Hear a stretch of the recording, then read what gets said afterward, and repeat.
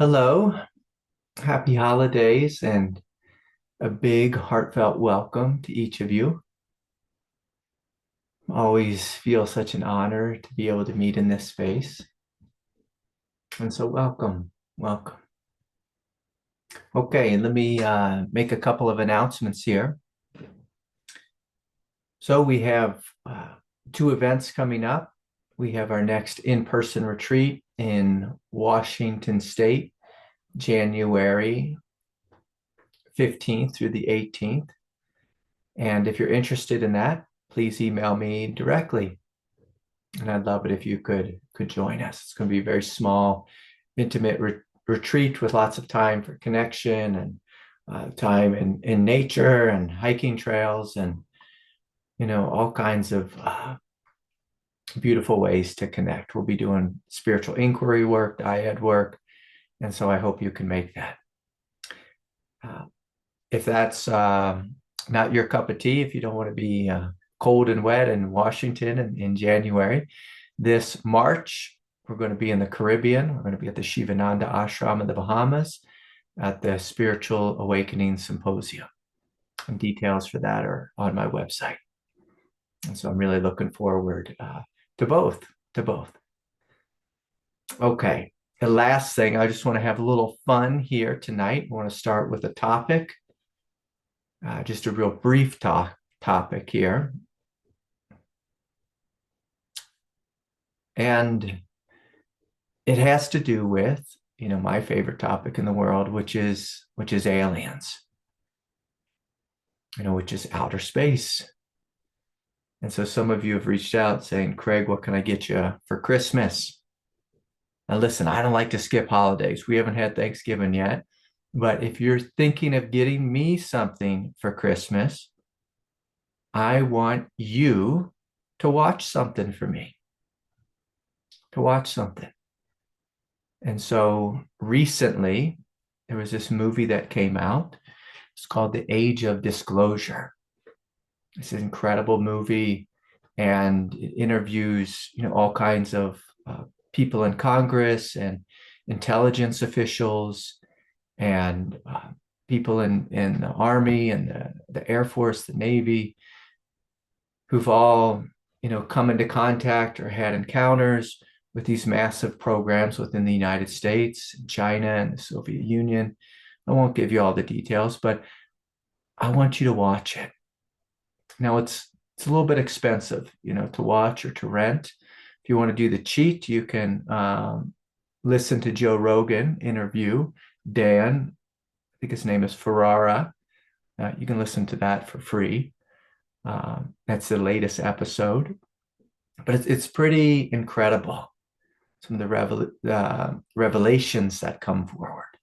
Now, I'm going to add a couple more movies to your list, over the holidays. Now we're talking about the director James Fox, and his movies have been The Program, about these programs that are hiding these UFOs and these aliens and this type of stuff. The Phenomena and Moment of Contact, where one of these spaceships crashed in Brazil, and anyway, some people came into contact with it.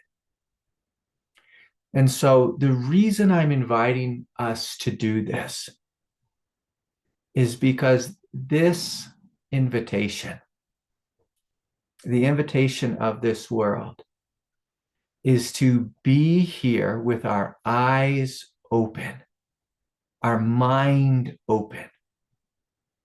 Or we can be here with skepticism and a closed off experience that is based upon a repetition of the collective consciousness.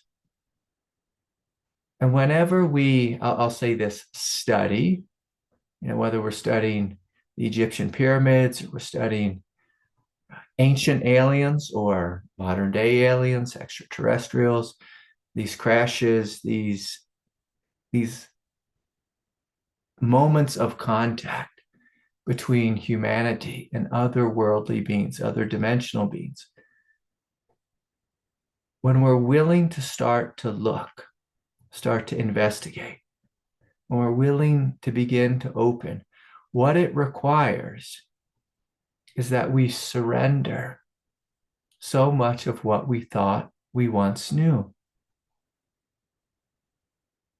And I'm not going to claim to say, like, I know what these beings are. I've certainly seen craft, and they've put my consciousness into a state of being absolutely mesmerized. When you see something that you cannot put in a box, it does something quite incredible for the human ego. The ego begins to break down, it begins to fall apart. And as we move, as we evolve as a species, in this lifetime, we're going to see some great upheaval. I mean, if we even just reflect back to what life was like before the internet, every now and then I'll watch an old movie and you'll see people just like walking around, running into each other, having conversations, no phones. It's all just this grand synchronistic event that we called life. And it was quite different than this experience that we have now, where many people live big portions of our day online. And it's created this whole other type of reality, this whole other type of matrix. And as we move in the coming years into the AI world, we really need to ask ourselves, what is actually true? Are my beliefs and my assumptions about reality true? One of the beautiful things that I loved about this new documentary, The Age of Disclosure, is it said there was a moment in our history, when George W. Bush was in office, and there was, like 20 or so government officials that got together. So George Bush, Dick Cheney, along with all kinds of intelligence individuals, maybe some senators, some people from NASA. And they started to ask this question: what would happen to society if we disclosed the truth? And they asked them to do this test, and the answers to the test were assigned numerical values, and basically it was a pros and cons test. And together, these individuals came up with this, this realization that it's best that we just keep this a secret from humanity. Because if we told this to humanity, humanity might lose its mind, might go crazy. We saw it just with COVID-19. I can remember that one moment in history when everyone ran out of toilet paper. The stores were out of toilet paper. The stores were out of water, bottled water, even though none of the water got shut off anywhere. I don't think so. Everyone, there was a run on water and, humorously, toilet paper. But as we move into this new world, you'll see that there are forces that feed us information. You see it in the nightly news every day. You see it on the algorithm of the internet, that there's these outside forces that are steering us in a direction. And the direction, in a sense, is, well, it's a very limited direction. It's not very deep. The things that our culture values, the Super Bowl, it's just like, we seem to have skipped over Thanksgiving in our culture, and we went right to Christmas because, Christmas is something where we're all just buying and stuffing ourselves with more material objects. And the beautiful thing that when we study, again, when you study the pyramids, and when I say the pyramids, I'm not just speaking about Egypt. So, these structures that are built all over the world. And we were taught this history that human beings are 6,000 years old. Now, I don't think there's anyone here that believes that. But that was a predominant thought. I know for the last, couple thousand years, humanity was 6,000 years old. But as we study ancient times and ancient civilizations, we start to see that they may have had these great cities and they were in alignment with stars and they had incredible math and incredible works of art, incredible building, architecture. The mind begins to say, how is this possible? I mean, heck, if we just look out at the night sky, we'll say, oh my Lord, life is infinite. But when we look to modern scientists who live under this, scientific materialism, you see their view is so limited, so dense.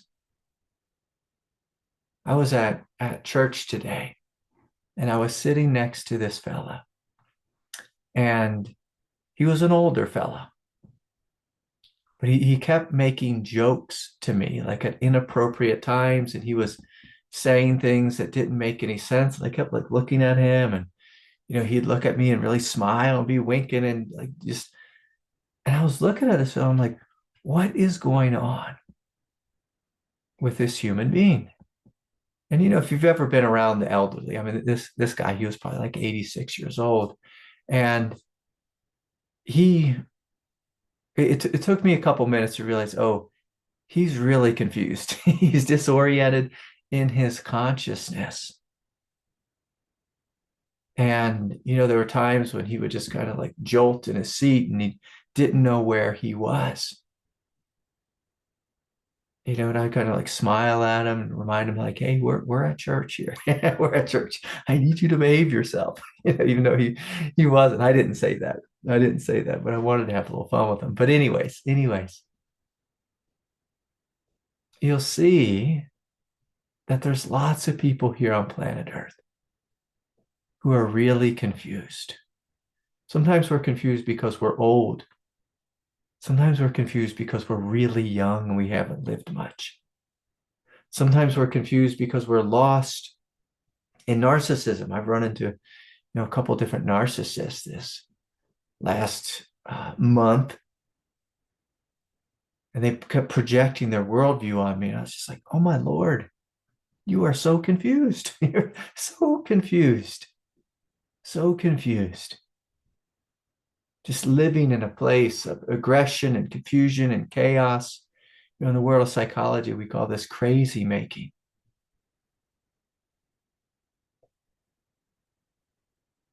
But as awakening beings, we are the ones who need to have our eyes open. We cannot be victims of this culture. We can't be victims of scientific materialism. We can't just receive everything that someone gives us and take it and say, oh, it's science. This is real. This is true. We have to be willing to step back and look and question and imagine greater realities, greater possibilities, greater potentialities than what is currently being presented.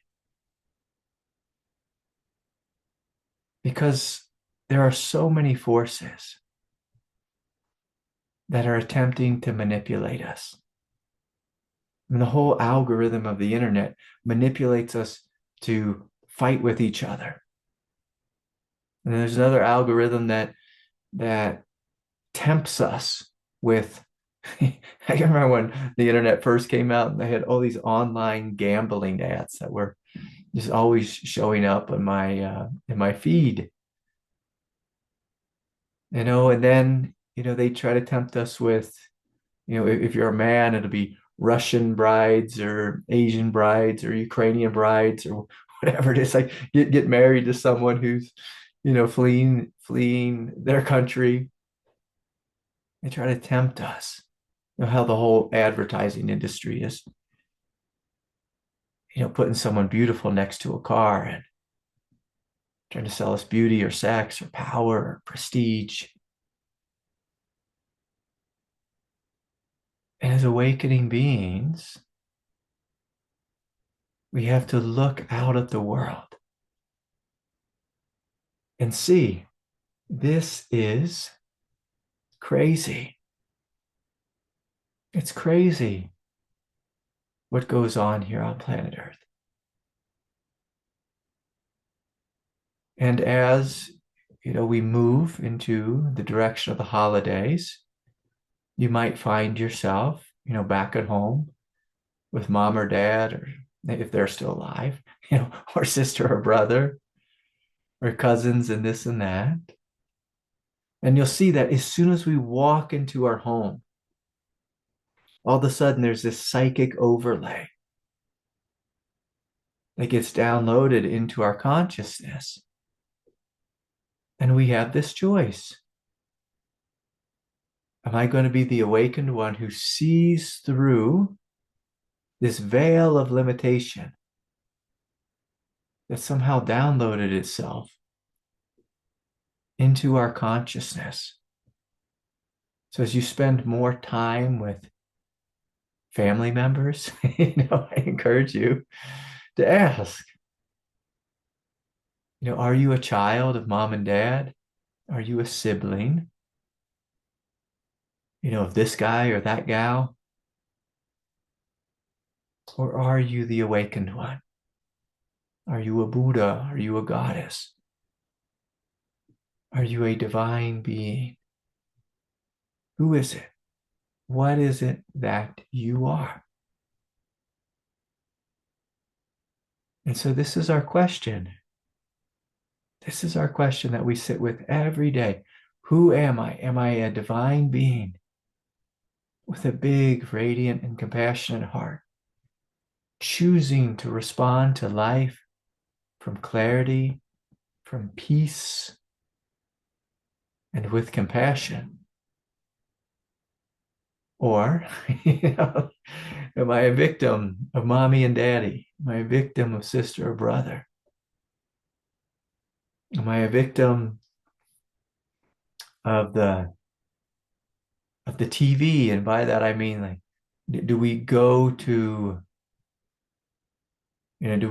home and argue with our conservative family or our liberal family? Like, do we argue? Or do we meet the world with love and clarity? And sometimes, we need to meet the world with, oh, namaste. Like, namaste. I need to get out of here.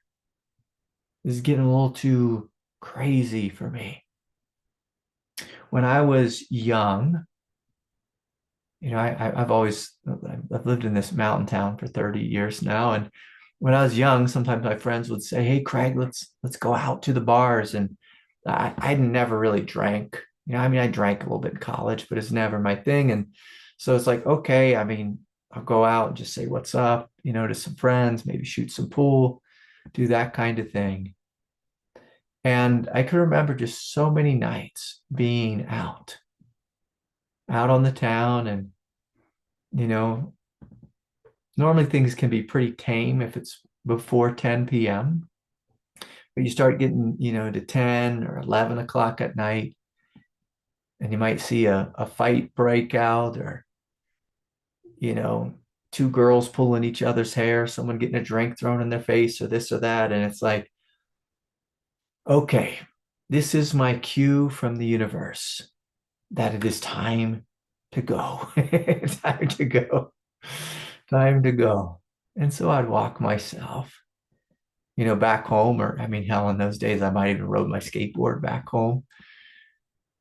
And I'd come back home, and I might read a little bit of spiritual text, and maybe meditate a little bit if it wasn't too late, and call it a night. And so our job during the holidays is going to be the one who chooses sanity, chooses peace, chooses compassion. Compassion. Who chooses to have the big mind, the vast view. I'm going to encourage us, not only to open the door to ET and that discussion, that conversation, that possibility. Let's open the door to Santa Claus. Let's open the door to Christmas miracles.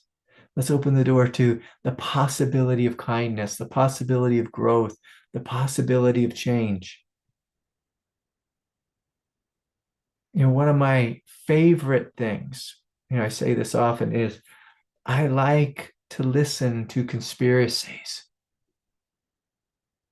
Now, some people listen to conspiracies and it creates fear in their body. I'm not encouraging that. For some people, it creates a little bit of anger. Like if my dear friend Alex Jones, like you see, he starts opening to conspiracy, he starts getting really angry, he gets that vein in his forehead, he looks like he's going to explode. I'm not recommending that. I recommend we study the occult. We study mysterious phenomena. We study miracles in the lives of saints. That we open the door to possibility. Because as we open, this is yoga for our mind. It makes our mind flexible. Flexible. Oh my God, if they're having hearings in Congress about UFO disclosure, I hope that we can be on the cutting edge of consciousness and be open. Be incredibly open and see what comes. Now, just like if we're dealing with a narcissist, if someone dark or dangerous comes into our life, we put a boundary, we close the door, we say, hey, you're not welcome in my house or this or that. We walk away, we leave, we cut loose.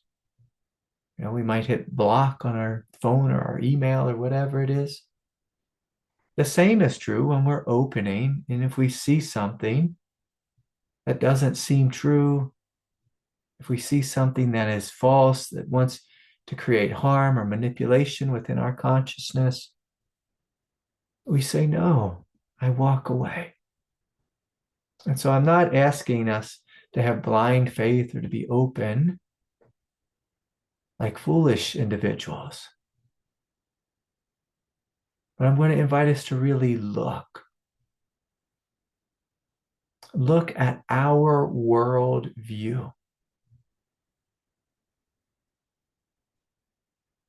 And if you see, our worldview is a projection. It's a projection of our gender, our education, our nationality, our ethnicity, our ancestors, sometimes our ancestral karma. My wife and my daughter and I, we got these books and we're studying like the beginning of time, the beginning of world history. And we're doing it, just to supplement my daughter's education and kind of having some fun with it. And so we're reading this book. I think it's just called The Story of the World or something, and it's kind of like a homeschool type of curriculum. And it was interesting where the author was talking about the first people to walk the earth were these nomads. And I tried to take my consciousness and put it into their worldview, the worldview of a nomad. And as I did so, I noticed, oh, this feels so different. So different than what it does to have a consciousness here in 2025. In 2025, a lot of people don't ever have a moment of silence, a moment of peace. I had a friend who came to visit and he wanted to he wanted to meet with me in person. So he's someone I used to meet with a lot. He's from Durango, and he works for the National Park Service. And so, we were talking, and before he got this job at the National Park Service, he was fully addicted to the Twitter news cycle, and he was living just in a constant state of stress. And there was all this energy around uh, uh, the climate extinctionism, like that type of energy, Greta Thunberg energy. And so he had all this energy coming into him. And he was real worried about Trump getting elected and the end of the world. And he's just making himself an absolute stress case, to almost to the point where he wasn't really leaving the house. And then at some point, through, working with me, he eventually got a job. He got a job with the National Park Service. And then he found himself out at a number of incredible national parks. And he wasn't on the internet all day. And he found himself going out every single night, to this vast canopy of stars and finding orientation among the stars. And you see, like, each night, the stars are just subtly changing. And of course, we see it in the moon, the phases of the moon. But he said it really shifted his consciousness, and he was experiencing a much greater depth of peace. And his body had become somatically regulated. It's from staring at the sky and being in nature. I'm taking this big step back away, from, at that time it was Twitter.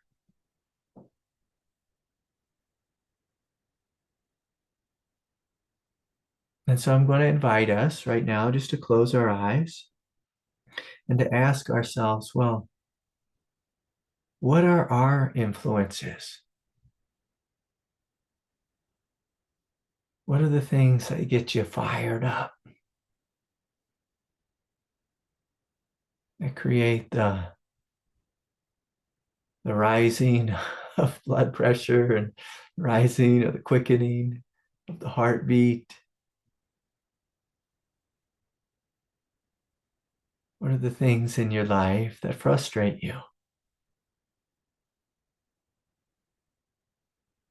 that anger you, that cause you to lose your inner peace?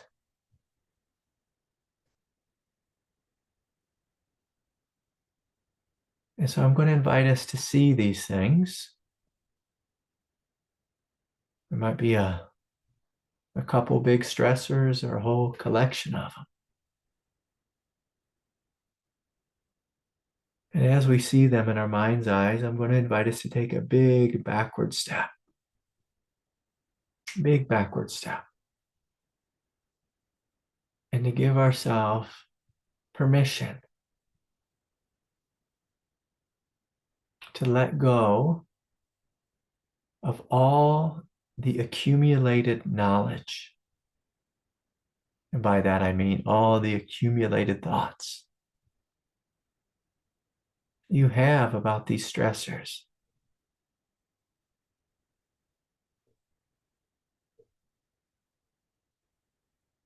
And I'll ask you, what would happen if you let go of your thoughts? What would happen if you let go of your memories? What happens when you let go of the argument that you have with whatever this experience is? Can you let it go? And can you let it die?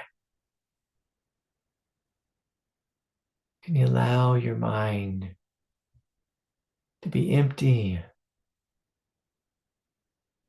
Can you allow your mind to not know?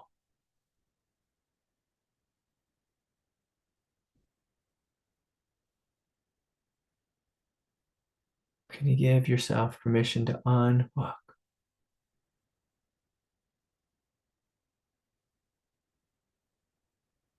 And to begin to experience life without using thought, without using memory as a reference point. And so I want you to hear that, because that's a big step. What is life like when we consciously choose not to allow thoughts about the past to be a reference point?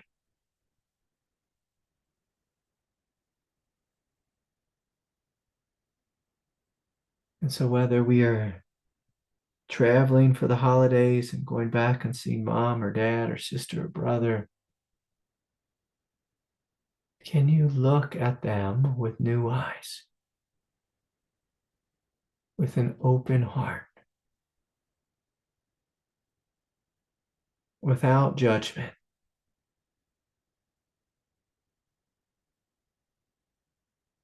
Can you give yourself the gift of freedom? The gift of freedom. Can you give yourself the gift of having a flexible and fluid mind, an open heart that lives in the present moment? So let's continue to open more fully, including the space of the heart. And often when we feel into the heart, we see the heart has all this emotion on the surface. And again, I invite us just to see that emotion, but to take a big backward step back behind the heart, letting go of emotion, letting go of feeling as a reference point. And by that, I mean the feeling of I like this and I don't like that. I agree with this one and they're good, they're safe, and I disagree with that one. And so they're dangerous and I have to hate them, or whatever it is, or shut down in their presence. We take a big backward step and begin to recognize the heart as a massive, unified field. A field of supreme radiance. A field that is intimate and unified with all of life. A field that is so utterly empty and yet so utterly full simultaneously. Often in the mind, we associate fullness with a sense of having a lot of thoughts, a lot of knowledge. But in the heart, often the more we think we know, the more we judge, the more we analyze, the more the heart closes and shuts down. But in the true heart, we know life, not through thinking about it, not through judging, but through experiencing it directly. Through seeing and experiencing this unified field in a felt sense.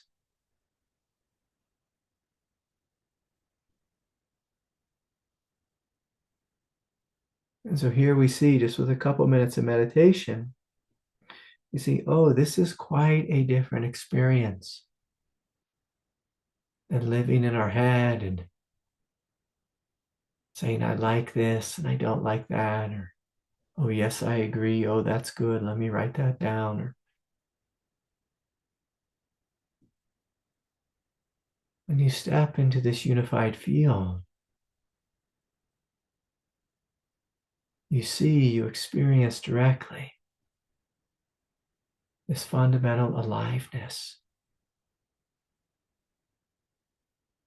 this radiance, and this energy of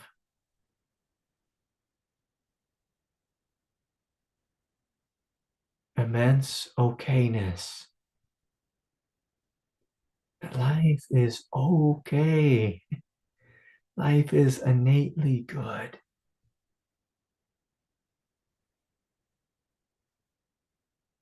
And so this is the invitation to live from this space,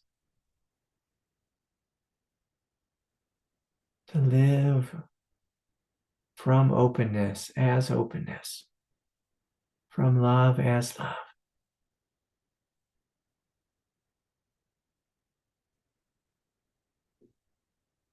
But I invite us just to go up into our mind just for a moment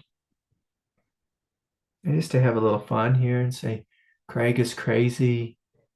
He talks about these silly aliens. You know, there's something wrong with him. He's a fool for believing in that. There's no aliens. And so you notice right away when we start to have these thoughts, a limiting thought, a judgmental thought, the mind shuts down. The heart shuts down.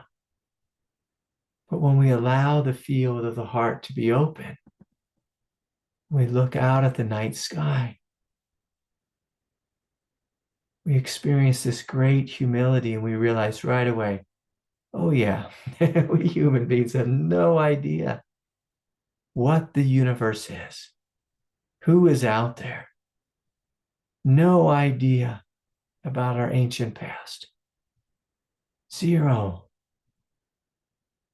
We've been taught some things in school, and more we're realizing that that which we are taught ain't the truth.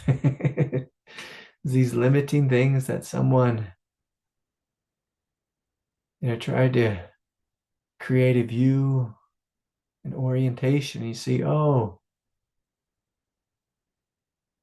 this isn't the truth. It isn't the truth. But when the heart is open, we connect to the truth of love, the truth of innate goodness, the truth of this immense ground of being, which just is radiating okayness in every moment. While things are being born and while other things are dying, it's radiating this great okayness. And so this human mind that we have, it has a matrix hardwired into it, a matrix of fear, a matrix of desire, a matrix of tribalism. And as we come into the heart, the matrix ease, how we say that, they begin to dissolve. They fall away. And as they do so, you might notice your mind scramble, saying, well, what is the truth?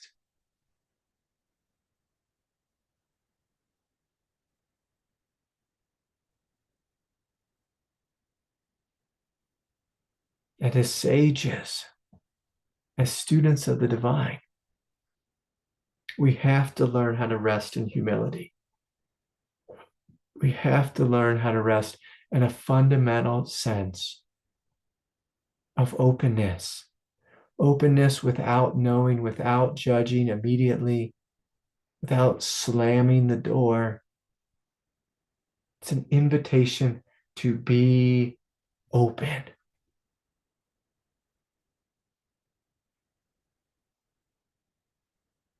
To be open. And to allow life to reveal the truth to you. Allow life.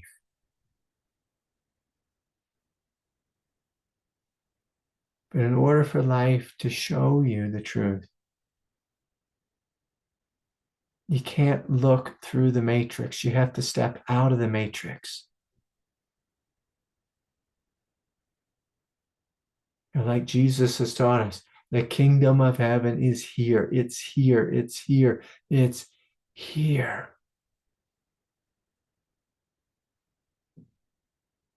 I can tell you, I had this experience of when my friend came to visit. Anytime someone new comes and visits my house, I don't live in now I'll just say this. I don't live in a nice, pretty house.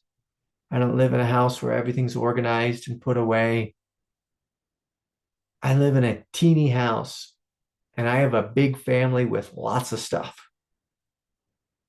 And this house that I'm in, like this room that I'm in, like to me, this room is my temple, but it's really an old garage. It's really what I'm in.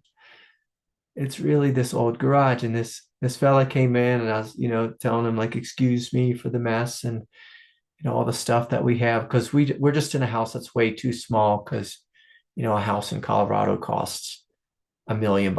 It's just how it is. It's ridiculous. And I was, busy apologizing, for the setup that I had. And he looked at me and he said, I would be so grateful to have a house like this. And I thought, that's the truth. That's the truth. I am so grateful to have this house. I'm so grateful to have a home. I'm so grateful to have a roof over my head. I'm so grateful to have a refrigerator. You ever lived without a refrigerator? It's like, oh my God. And this week here in the United States, it's Thanksgiving.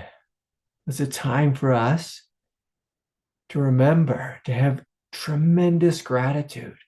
I woke up this morning, I was laying in bed. I was saying, thank you, David. Thank you, David. Thank you, David, to my teacher. He's in heaven now. I was just, thank you. Thank you for all that you gave me. Thank you.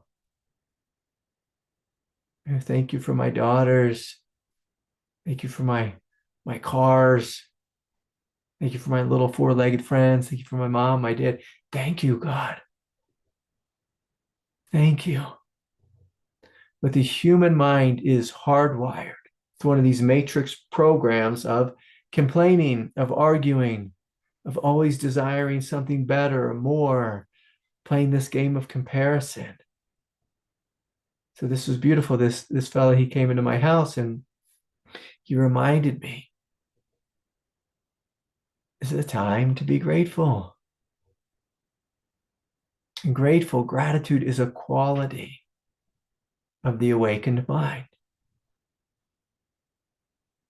Whereas judgment or desire or greediness or feeling like we're not enough or feelings of lack, these are programs that are hardwired into the matrix of the human ego. And as we come into grace, the invitation is to wake up and to smile, to say, glory be to God. One of the wonderful things that I love about Christians is oftentimes they call church service, they call it worship. Worship. And for some people that can come off, like the wrong way. But for me, I'm taking it the right way. It's a time where we praise God. We have eternal gratitude for our beautiful planet, for our water, for our air, for the mountains, the rivers, the ocean, for each other. Gratitude that we can meet together in this way. Let us have gratitude. And as we do so, you notice the heart starts to light up and radiate this sense of joy. But we can do the same thing, on the flip side is we can go into our ego mind and say, this is boring. This is stupid. Life's not fair. I don't like this. He's a white man and he's part of the patriarchy or something. we could do that card. Sometimes people hit me with that card. I'm like, oh, okay, like we're gonna play that game. I didn't realize you're showing up and I'm the bad guy. I was like, geez, this is quite a way to start. I've started a number of sessions this way of people coming in telling me I'm part of the patriarchy. It's like, wow, I didn't know. I didn't know that. You didn't know because you're privileged. It's like, oh, okay, please forgive me. Please forgive me. But how about we start in love? We meet in love. We meet in compassion. We meet eye to eye, brother to brother, on this path. But so many of us, we start our relationships showing up with a big bag of projections. A big bag of projections. I had someone really come after me the last couple of weeks with all kinds of projections. I was like, oh my Lord. Oh my Lord. And nowhere in there was he taking responsibility for his life and for the pain that he had caused others. He showed up and was trying to make me wrong in all these ways and get me involved in arguments. It's like, hey, this is crazy. This is crazy. And sometimes, like, when you travel back to the holidays and you have an older brother or a disgruntled younger brother or younger sister, you might find yourself engaged in one of these arguments just full of projections. You think you're the best and you're like, oh my gosh, I'm coming here for the holidays. I'm coming here to say Merry Christmas or Happy Thanksgiving or hey, good to see you. And the person you're looking at, they're scowling at you. And they don't like you because you voted different than they did, or because you're part of the patriarchy, or because whatever it is. Whatever it is. I've seen brothers and sisters fight over, the younger brother's angry at the oldest brother because the younger brother thinks the oldest brother got all the love and there was none left for the youngest brother. And sometimes that happens. Sometimes that happens. Sometimes it does happen. But come on now, it's not the older brother's fault. He was just a baby. It's not his fault that he came first and you came last. But it's important for us as spiritually awakening beings to really look at our thoughts and just ask a basic question. Is what I'm thinking true? And then we do the same thing with emotion. Is what I'm feeling true? True. Is it true that we live in a right and a left world? Like, is that true? Or do we live in a world with all kinds of wacky, wild, confused, neurotic, mildly bizarre, absolutely beautiful, deeply divine, but they don't know it kind of people? Like, isn't that what humanity is? Isn't that what we are? And just like when I was sitting next to this fella at church and, I was wondering, like, what the heck's going on with this guy? He's getting really confused. Like one time the priest sat down and, the priest sat down and said, let us pray. And as soon as he said, let us pray, like a second went by and the old man yelled out, what's taking him so long? And I'm looking at him like, the priest just sat down to pray. It's just been a second. And this old timer was yelling like, what's taking him so long? And I realized, oh, this old fella, he was in a consciousness with, probably some level of dementia. And he wasn't on the same timeline we're on. And I'm not talking about, timelines like New Age people talk about timelines. I'm just talking about he wasn't tracking reality. He wasn't sure where he was.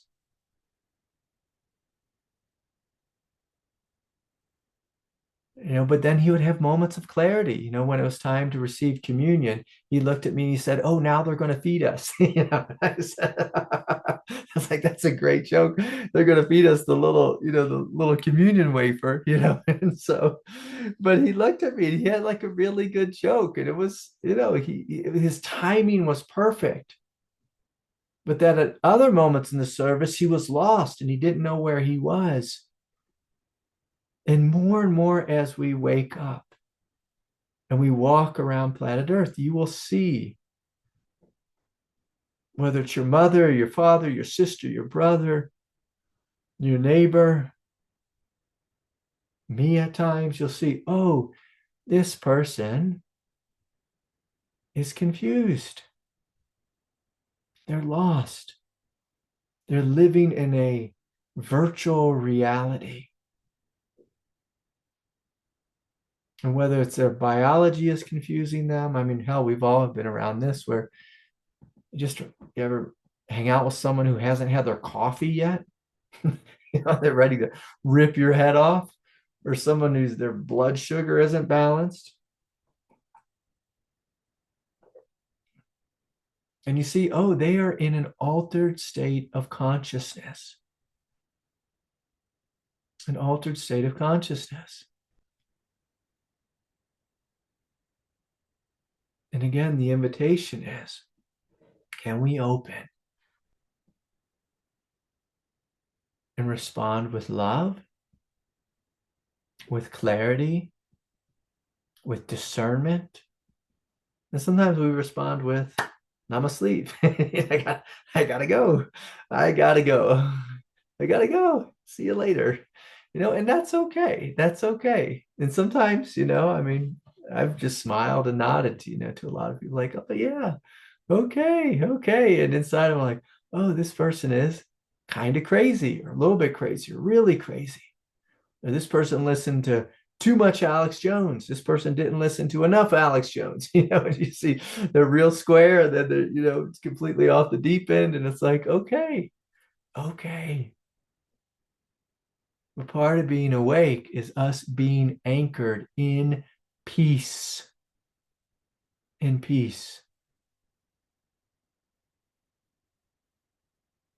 And when we're anchored in peace, sometimes we bite our tongue. We don't need to correct everyone. We don't need to tell everyone they're wrong and they're racist. Like we don't need to say that, to everyone, who voted for Donald Trump. Like we don't need to just say, we don't need to engage. We can just sit in silence, be like, okay, it's okay. And so, I could remember when I was really young, I was 14 or 15 years old. And my dad was telling me a story. We were out, I remember we were somewhere in Atlanta and we were out at this, I can still remember some fried chicken restaurant, and my father was talking about when he was 14, he used to just take the car and drive. And, I was, 14 and I was like, can I take the car and drive? And he was like, no, son, like you can't do that. And I was like, why not? Why can't I do it? So I had just all my teenage energy of projection and like, I can do it. There's no problem with it. Let me be free. Because in the olden days, when you were a kid, freedom was a car. And you get to get out of the house. The modern age, kids don't even leave the house. They just experience some kind of virtual freedom just by being online all day. But anyways, so I wanted to drive the car and just run around like he did. And he just looked at me and he said, son, there's like 3 times as many people now as there were when he was a kid. So there's just a lot more people. It's a lot more dangerous. And I saw, oh, my father lived in a different world. A different world. A different reality. And the more you wake up, the more you come into clarity, you see that the world doesn't cooperate with all of your projections, doesn't cooperate with all your thoughts about how you think it should be. I've said this so many times. I love saying this. If I was in charge, there would be no masculine and feminine. We just grow out of the ground like trees. We just grow out of the ground as awakened beings, and there'd be no problem. There'd be no wars, no violence. We just grow out of the ground like trees and be these big redwood trees. That's what Craig's world would be. Probably pretty boring. It would be silent, be radiant. There wouldn't be trouble, there wouldn't be drama, there wouldn't be chaos. But my projected reality is not the truth. God determines the truth. And it's our job as awakening beings to come into alignment with the truth. And the price that we will pay if we don't is great suffering. And to the degree that we are in alignment with the truth is to the same degree that we will live a life of sanity, a life of peace, a life of great compassion and love. And so anyways, let's hear from Kyle. Hi, Kyle. What's on your mind? Hey, Craig. Oh, hey, Lauren. Good to see you. Good to see you. I don't have a question. I just want to share an alien story. That's okay. Okay, yeah, let's hear it. Let's hear it. I've just I've kind of kept this story locked away, um, kind of really tight for many years because I mean that's something that if you share, you're crazy. So So that's it. That's it. That's the reason I bring it up. I don't need anyone, to join me in this worldview. But I want to point out what Lauren just said is so brilliant. Is some of us have seen these things, have had these otherworldly experiences, but we keep them tight because of fear of ridicule from the tribe. And when we do this, it limits our consciousness, it limits the collective consciousness. But again, there's a danger if we go out and say the aliens are real. Like everyone might just be like, oh, yeah, you're a nut, and stop listening to anything you say. Yeah. So excuse me, Lauren. So please continue. yeah. Um, so yeah, Craig was the first one that I told, and I remember as I was telling the story, I was shaking because it was the first time it had ever actually left my mouth. And after that, I told a couple other people in the Sangha, but I'll tell you all now. So when I was 19, my mom and I were sitting out on the back porch. This was in Bristol, Virginia. And it was probably 7:30 in the summertime, so the sun they had started to go down a little bit. And we both looked up, kind of up and to the left, right over the house. And there was this giant golden orb of light just moving across right over us. And it stopped. It was moving so smoothly and it stopped. And we both were looking at it. And then it slowly just started moving into the distance and disappeared. And I just remember being awestruck. Yes. And I knew it was not of this world. And my mom, interestingly, after she had a little bit of denial about it, it's like she couldn't really process what Yeah. she had seen.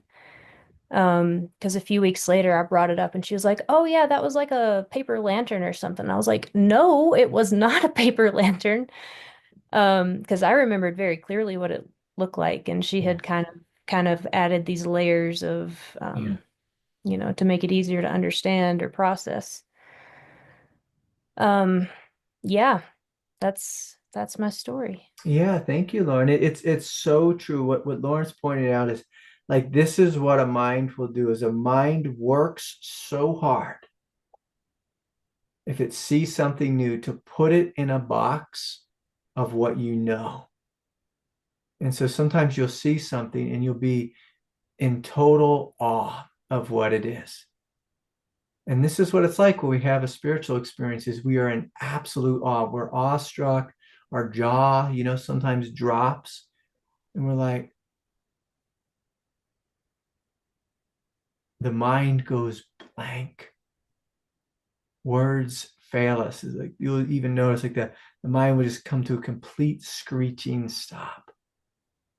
And then when the experience is over, the mind says, okay, I need to fit that in a file cabinet because that will help my consciousness feel safe or feel sane or feel, Yeah, just like I'm not crazy. I know what this is. It was a paper lantern. A paper lantern. I've seen people do this with miracles where they experience some miraculous event. And then they'll say, oh, it's probably because, this or that. And they explain it away. And it's heartbreaking. It's heartbreaking. And if we're going to be awake, we have to be accustomed to being open and staying open when we see something new, when we experience something new, because you will come to understand that all of life is new and fresh in every moment, and that this world is an incredible mystery. And if we want to be open to the mystery, we allow the mind to be silent and we rest in this deep knowing. This deep knowing.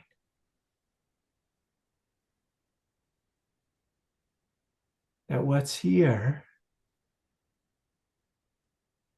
is divine radiance. It's not this or that or this other thing or this thing that our mind is telling us. What's here, whatever the form is, it's divine radiance. Whether it's from this world or another world, whether it's something we understand or don't understand, it's divine radiance. And more as we wake up and we see life as a dance of radiance. One of the byproducts of this is your heart explodes open and your mind becomes very silent. But if we do the opposite, if we close our heart and allow the mind to put reality into a box of that which we know, you'll see, oh, my experience feels really dead. It feels numb. It feels dry. And the heart will ache. The heart will ache. And we'll walk around with a mind that thinks it knows so much, but all the while we'll feel like I'm not home. I feel insecure because I'm not connected to love or my depth.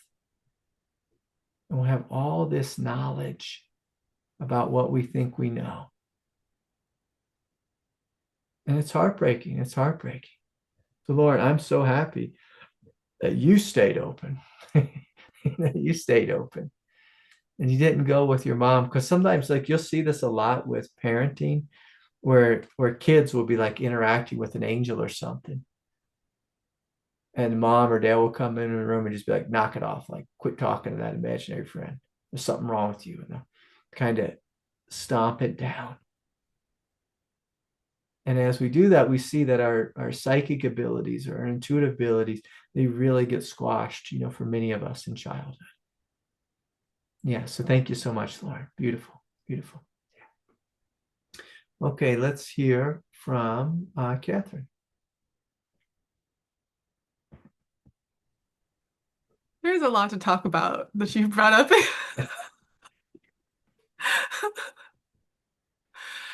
I guess I have a question about, because what I'm hearing is that you're talking about suspending disbelief and like being Thank you comfortable. for saying that, because sometimes I need help with my words. Sometimes I need help with my words. Suspending our disbelief, because so many of us, like, we've been hardwired not to believe. So thank you. We're talking about suspending our disbelief. Yes. Yeah, like capacity to have your lid flipped by God. Yeah. Yeah. Yeah. And you'll see, like, it'll start to happen at an exponential rate. It's like if we just press pause on their mind and look out at reality, you'll see that God will show you something incredible every single day, every single day.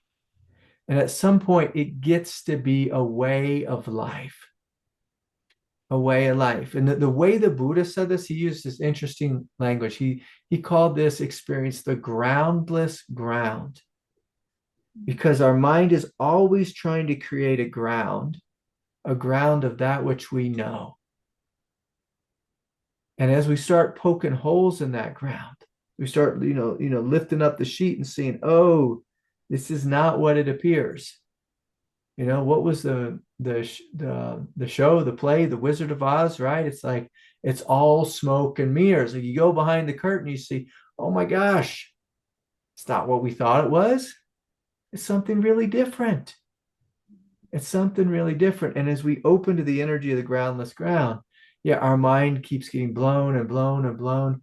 And then it just gets blown open and you smile. And it begins to be this way of life where our consciousness is much more fluid and flexible. But if we're really rigid and we think we know and we hide behind our beliefs and philosophies, which 95% of the planet does, it's like living in this really limited hell realm. Yeah. So you want to share some more? Yeah. I guess I wanted to share some impressions I was getting as you were talking and about staying grounded. Like, and as this stuff is like unfolding, Yeah. because it, because like you talk often about just anchoring light into the system, and to me that feels like it's exciting particles, and sometimes you excite like Mhm. electrons and light and things like into higher and higher valences, and then they become like it's just like it's there's a lot of like I guess psychic and like physical chemistry like blending Mhm. together, and how do you I guess you just let go after a certain point, but like Well, come on. You're bringing up something that's very important, very important. And I like this because you're bringing up a danger. And like this is what the mind guards against. The mind says, if I open too quickly, I'll go mad. And so I Mhm. need to keep everything in the world of the known. That's the argument for the egoic reality is, hey, I need to create order out of disorder. Now, as spiritual awakening beings, you are absolutely right. If we open to the realm of the psychic, the intuitive, the astral, if we're opening to other dimensions, if we're opening to this light and this transmission from the Divine Mother, like we can start to feel really, really ungrounded. And there's people, it's been heartbreaking for me. I've seen a number of individuals, in this Sangha and many Sanghas spin out of control, when they open too quickly in an ungrounded way. Now, for me, like my whole adult life, I've had kids. Like I've had kids since I was like 20. And so I've been around kids since I was 20. And so with that responsibility, there's always been knowing like I have to have at least 1 foot here on planet Earth. I can't spin out too much because, it's like I got these children. It's like they need a dad. I have to be here. And so much of the spiritual path is this game of being deeply grounded and deeply open. Deeply grounded and deeply open. And if we just want, it's a very basic grounding, exercise, activity, and orientation is just we need to have some level of physical activity. We just need it.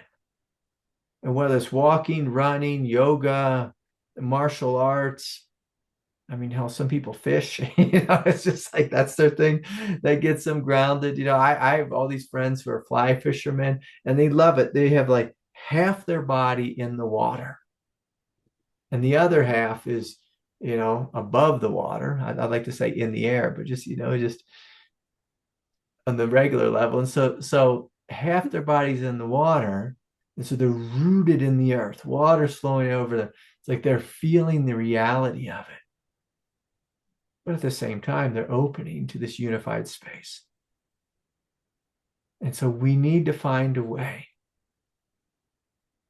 where we have 1 foot or 2 feet on planet Earth. We need at least one on planet Earth. Where a lot of people spin out is they just kind of run on the internet. So they just get kind of lost after video after video after video on the internet. And it's like, okay, let's be in reality here. Like if we have our mind blown with one thing, like if you all watch, this movie I'm bringing forward, The Age of Disclosure, you'll see, oh my God, like this is a real thing. This is a real thing that's happening here on planet Earth. We are being visited. This is a big deal. We have craft, we have material, we have bodies. So do the Russians, so do the Chinese. This is a real thing. And we sit with that and we give ourselves time to process it, to be with it, to orient to this new reality. And if you see what's happening here on planet Earth, like a lot of people think that UFO disclosure is going to come like, the White House is going to unveil a UFO like on the lawn there. And it's not going to be like that. Disclosure is already happening. They're letting some people speak and they're giving us a slow drip of information. That's safe. It's safe for humanity. It's safe so there's not a run on guns, and ammunition and, toilet paper and all that crazy stuff that people go after when they're prepping. But they're giving us a slow drip, and that's strategic. But as spiritual awakening beings, it's like we can handle the truth. We can handle the truth if we're clear and if we're grounded. If we're clear and if we're grounded.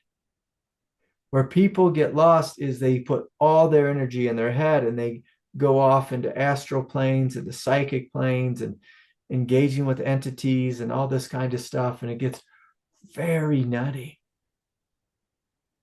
But with us in this Sangha, we have our feet on the earth, we have our belly open, we have our power, our heart is open, there's this love and this immense compassion, we have the clarity of mind. And from this place, we open to God. We say, God, you show us the way. You show us the way.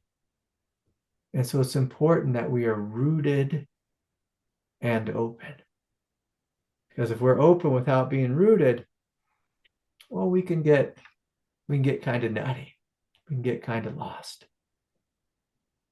And so anytime if we feel ourselves just like having lots and lots of energy, like the thing I did is yesterday I watched this movie and I watched it in the morning. You ever watch a movie in the morning? I've like almost never watched a movie in the morning, but I watched it in the morning and I was like, oh my gosh, I have all this energy. And I just had to go out and run and walk and hike and be with some friends and just talk a little bit and just share these new discoveries. And so to give it time and place to kind of integrate itself and work itself out. But the mistake, that I see is I get emails from people and, of course, people are in all different time zones, but I'll see that I'll get an email from someone. It'll be 2 or 3 or 4 a.m. and in their time zone, because I just do the math backwards, figure out where they're at. And I'm like, oh, this person's up all night. And they did a deep dive into, crazy land, conspiracy land. It's like, we need to be careful not to do that. And then there's individuals who do that, and they also got a couple screws loose, and they might be smoking a little something. And it's like, oh my gosh, here we got a big mess. Like here we have a big mess. And I'm not inviting that. And that's why people make fun of conspiracy theories. That's why people, talk about the tinfoil hat and this and that. And I can tell you, I had a friend who once, I went over to his house. Actually, I actually built his house, which is funny. I built his house, but inside of his house, he built himself like a pyramid meditation chamber. And he started wrapping it in tin foil. And that's when I'm like, I'm out. Like I'm out. I'm not sitting in that thing. Like, I don't know what's going on here, man. But this is like, it's getting a little nutty here. It's getting a little nutty. And he'd do that. Like he'd get, way out there.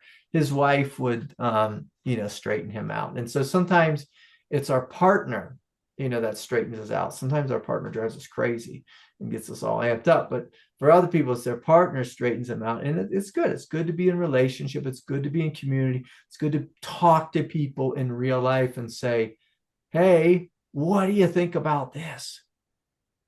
what do you think about this? And you'll see, okay, like they may agree, they may disagree, they may have a whole different point of view, they may add something to it, they may take the ground out from under your feet, and it's like, okay, what are we going to do here on the spiritual path?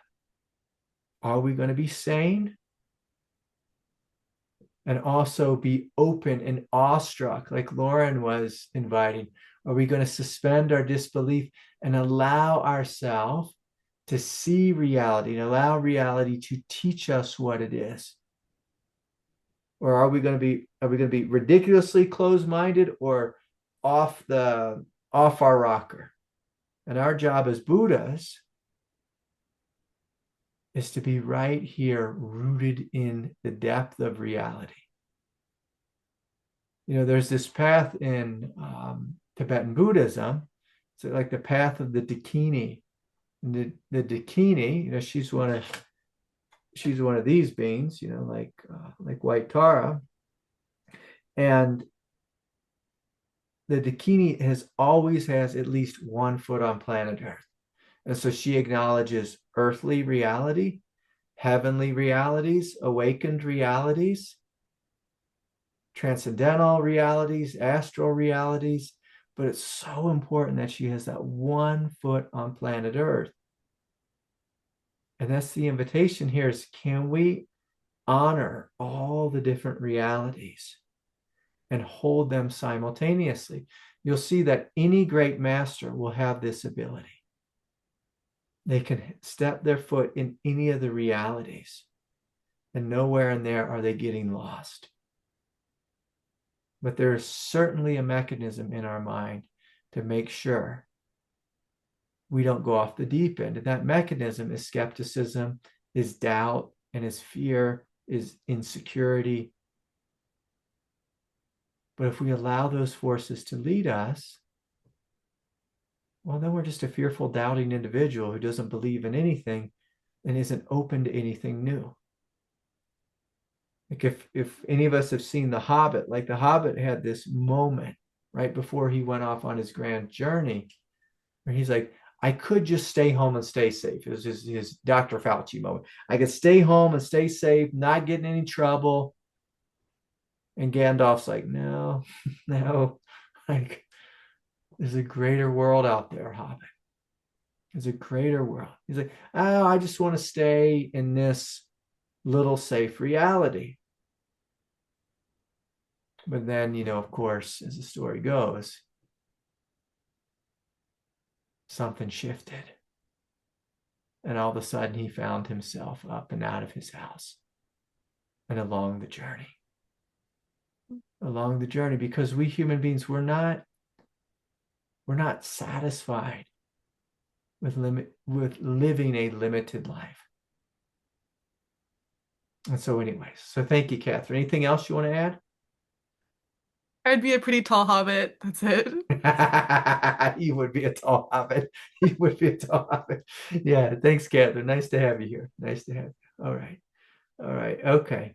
Let's do a couple more. I'll try to be quick here. Let's hear from Terry.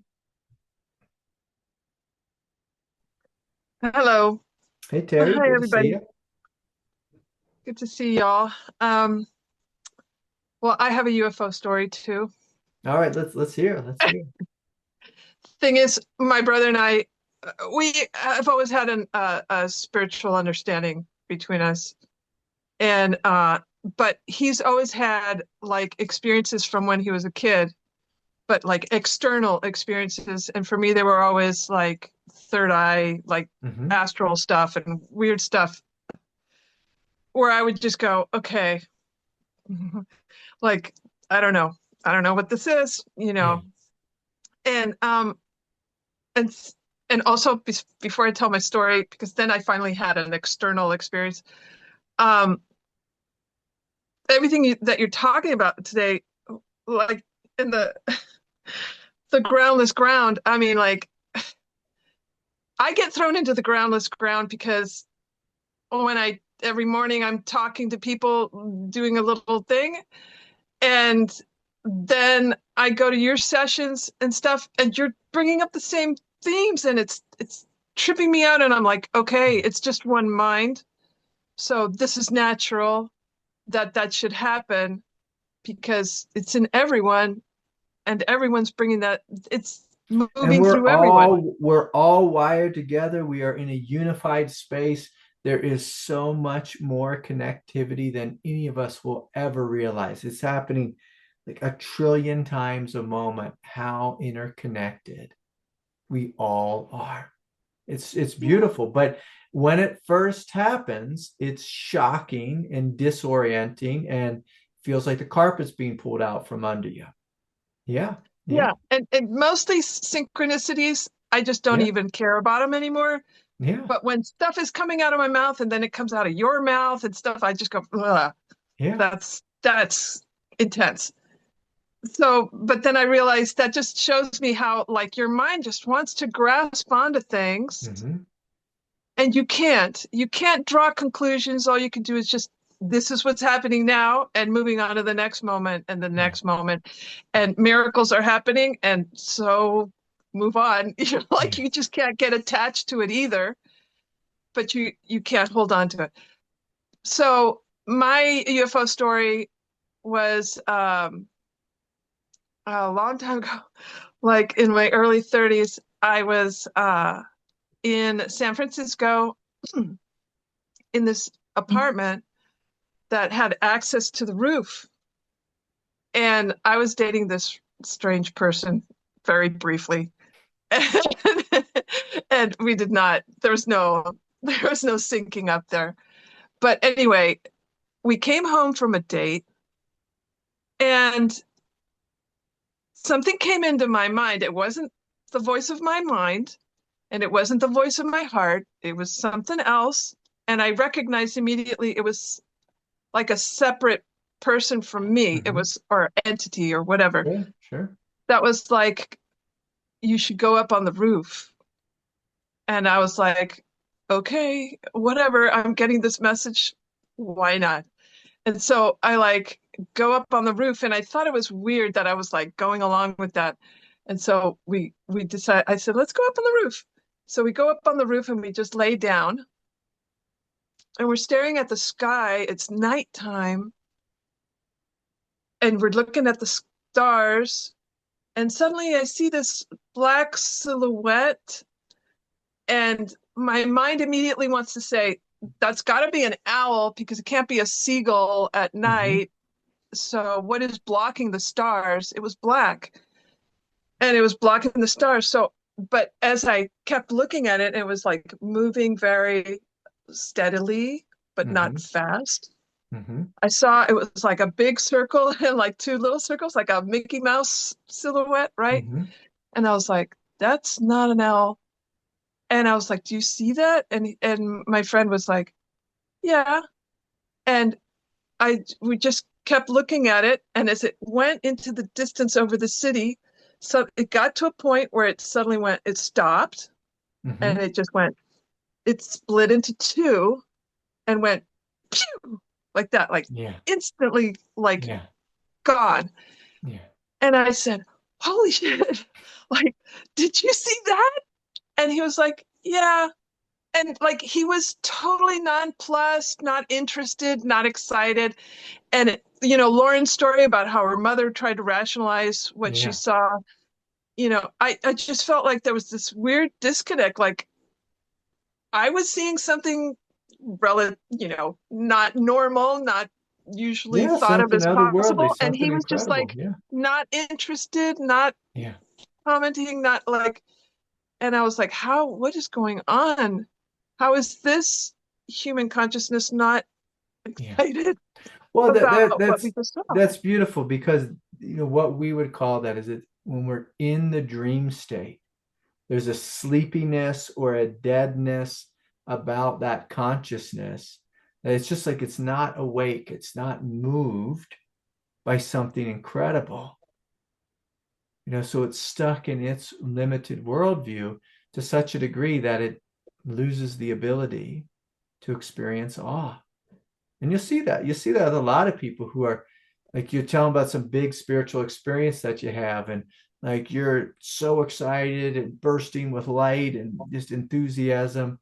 And they're just like, okay, let's get some coffee, you know? It's just like they just want to get a cup of coffee. Like that's their reality. Give me a little caffeine, a little bit of sugar, and like that's their reality. And it's not greater than that.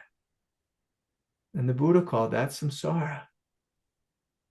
And so one thing I'll point out is in this movie, The Age of Disclosure, they talked about, a similar craft that was flying over Air Force bases and nuclear bases here in the United States, just this big kind of black, just darkness, that was a triangle or a black orb. And you'd look into it and you see like all the stars had disappeared, the thing would cover up, the sky to some degree. And it was silent, and then boom, it would just shoot off like that. And so a couple of different times in the documentary, they mentioned that. They mentioned that. Yeah. Yeah. Yeah. So, well, beautiful, Terry. Anything else? That's it. I really enjoyed today's talk. Thank you. Yeah, good. I'm glad. And again, like for people here who aren't interested in the topic of UFOs and extraterrestrials and all that type of thing, that's not the point. The point here is to allow our consciousness to be fluid, to be open, to be expansive. And the more we do so, the more we'll find reality becoming more and more alive.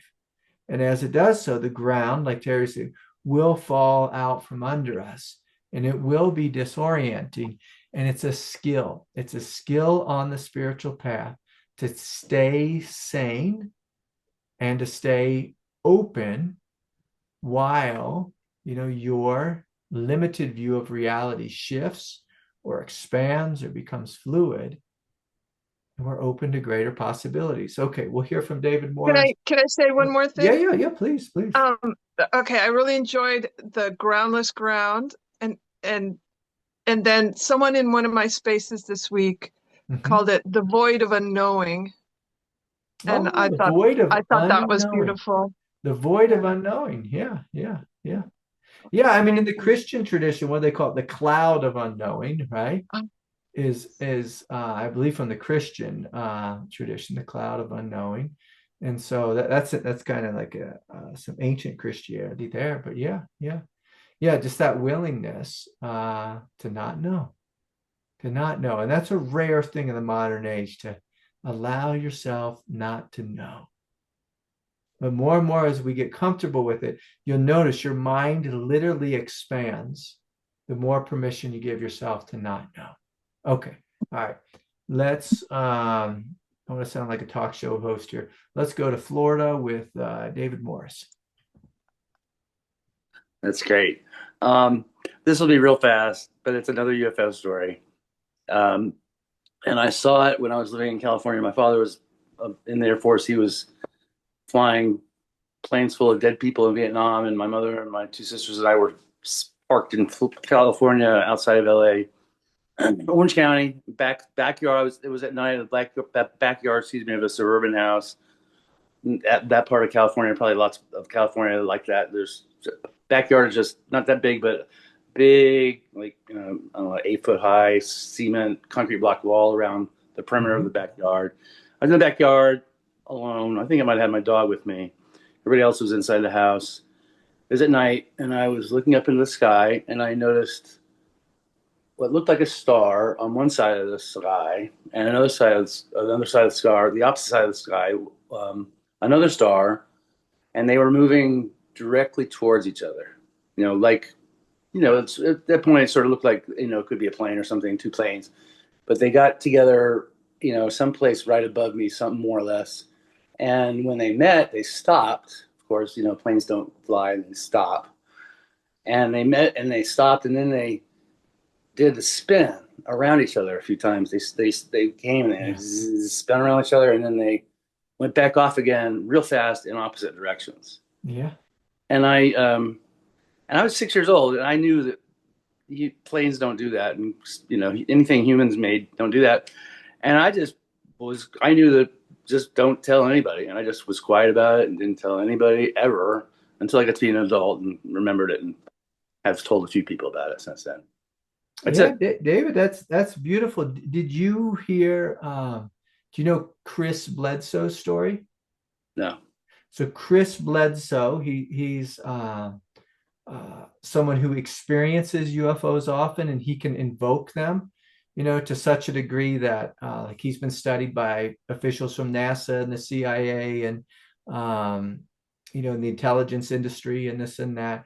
But he had a similar experience with the lights coming and then kind of spinning around each other, and he received an incredible blessing, from them. But if you ever get a chance, and he kind of tore up the podcast circuit last year. Chris Bledsoe, Bled's, I think SO or SEO, Yeah. but incredible being, a man of God, and Interesting. yeah, he's had just countless experiences. He might be I might have seen him. There was one person I saw at some point in the past, a few years ago on YouTube, that someone who was sort of an expert at something like this, but the lights that he saw, or the aliens that he saw, were lights that came together and did very similar things, but at a much smaller. Like, they were lights that were sort of real close to Earth, and I don't know if they were teeny weeny aliens or what, but yeah, they did a similar thing. Yeah, but at a much slower level to the Earth. Anyway. Yeah, no, it's beautiful. It's beautiful. Thank you for coming forward and having the courage to share. And it always makes me smile. It lights my heart up when I hear about this, because again, I want us to have flexible and fluid consciousness.